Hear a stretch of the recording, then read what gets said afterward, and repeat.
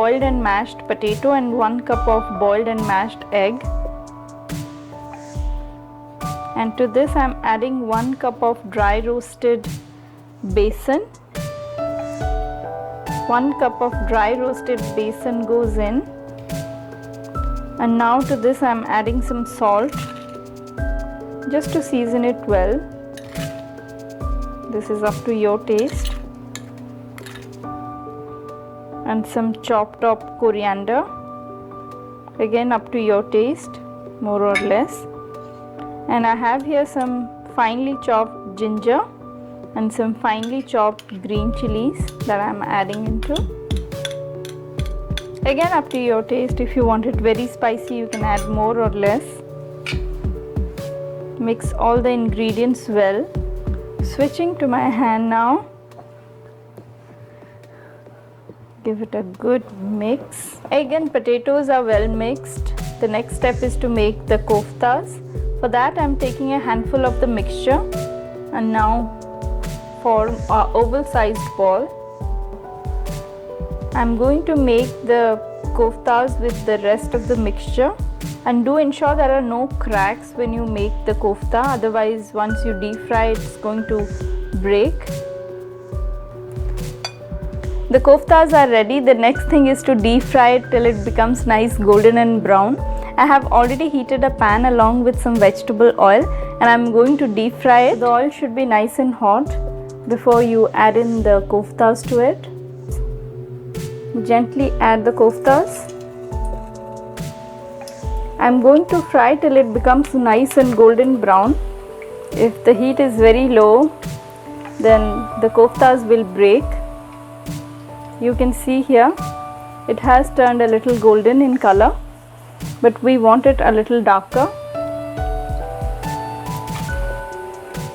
I normally put it in my food processor and then I mash the eggs up. But if you are using your hand, then do ensure that the egg is well mashed, otherwise the small chunks of eggs will ensure that it splutters a lot. This one is not spluttering because the egg is nicely mashed up. And do ensure that the egg you are using is not hard boiled, then it will become even more difficult for you to mash it up. If the ratio is fine, it's not going to break. If the eggs are well mashed, then it's not going to splutter. So you need to remember a couple of things before you deep fry eggs, because egg is a very difficult thing to deep fry, whether the whole egg or the mashed up eggs. This one is pretty smooth, not spluttering at all, and that's because I mashed it well. I always use some dry roasted besan because besan has that raw smell to it or raw aroma to it, and I'm not a great fan of that raw aroma of besan. So I do ensure before I add it to any kofta, I dry roast it a little so that I get the nice sweet smell of besan, and then I'm adding it to anything. This is done. You can see the nice golden brown color. I'm going to take it out and I'm going to fry the rest of the koftas.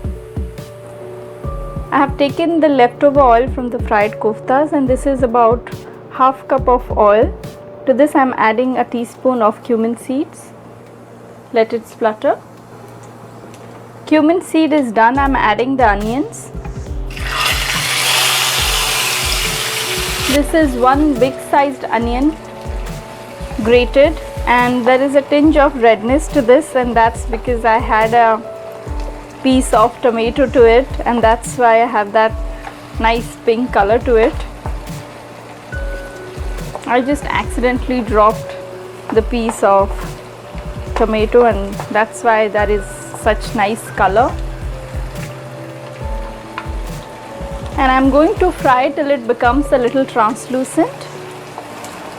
Onion has become a little translucent. To this I am adding some ginger and garlic paste.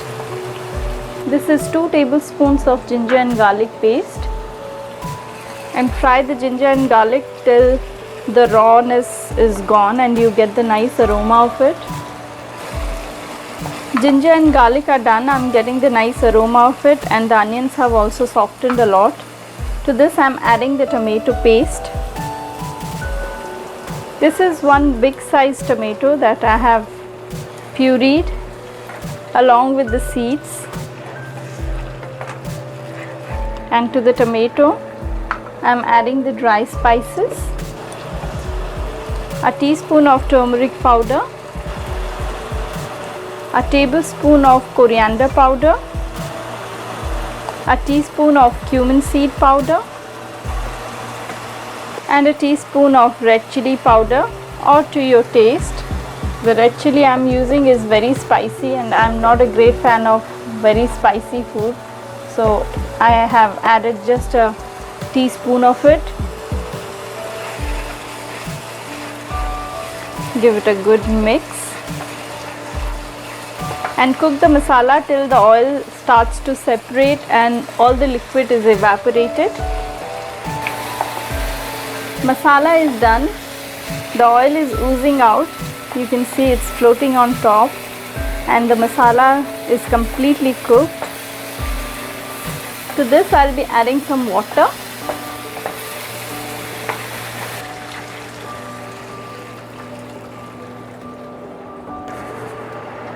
After adding water, add a little salt to season it well. The koftas are already salted, so it's just for the gravy, because the koftas are going to soak a lot of moisture or a lot of water.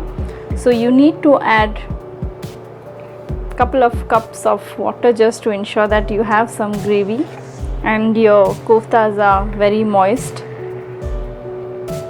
Bring the gravy to a boil. This looks very thin, but once the recipe is complete and you are serving it, the gravy would be really thick. Gravy has come to a boil. I am putting the heat to low and I am adding the koftas. The heat should be low.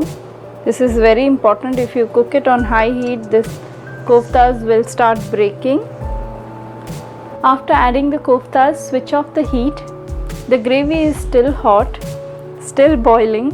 So it will ensure that the koftas are soaking up the gravy or the liquid and it becomes nice and tender. You don't have to cook it further. So give it some time to soak up the gravy or the liquid and then it will be nice moist and you can go ahead and serve.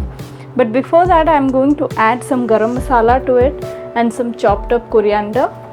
So goes the garam masala. This is 1 tablespoon of garam masala and a handful of coriander leaves. Egg Kofta Curry is ready. Koftas are nice and tender and then you have the very spicy and very delicious gravy. You can serve this curry with any kind of Indian bread or some steamed rice. So definitely try this and don't forget to let me know about it. We will meet next time and don't forget to hit the subscribe button. Till then, bye bye.